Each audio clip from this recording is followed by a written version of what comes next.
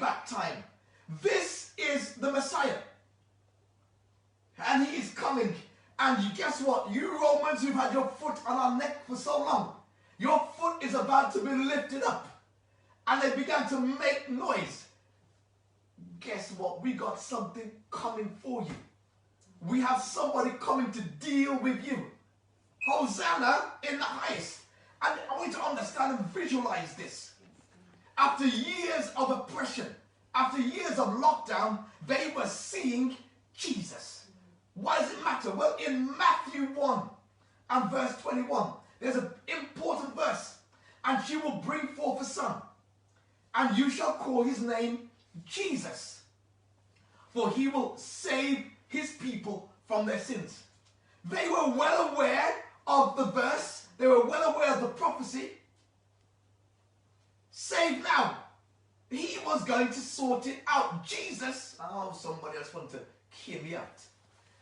I don't know if you're going through sickness right now, but Jesus, call his name. I don't know if you're dealing with debt right now, but call his name.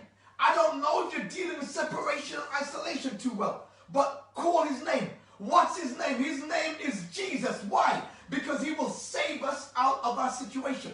He will save us out of the things that we're going through. He will save us. That was his name. That was why he came, to save us, to break the yoke of oppression, to break the bondage. We spoke about the yoke last week. But he will break it. Call his name. If you got nothing else to say, if you don't know how to work out 5G from 4G from 3G, just call his name.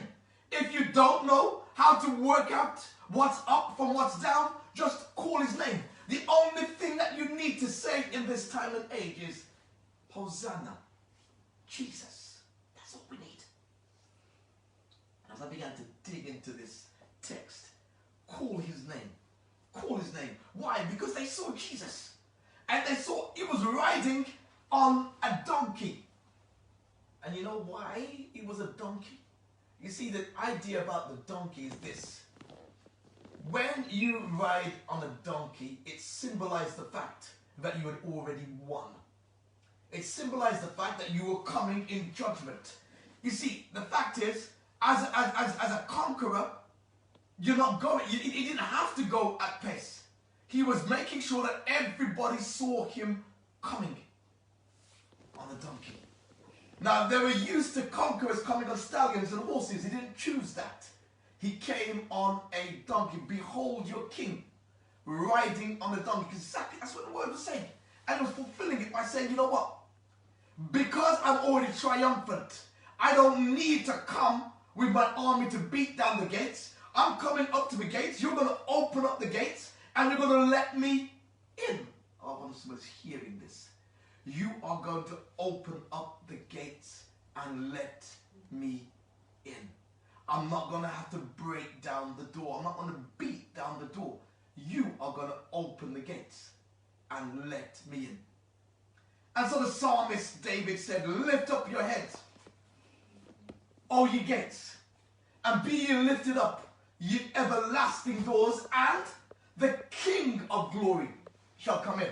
Somebody right now, you just need to open up. You need to open up and let him in. Let him in. Don't lock him out of your situation, because if you lock him out, it's going to be you won. But that wasn't what he came. He came that he would save his people. Open up.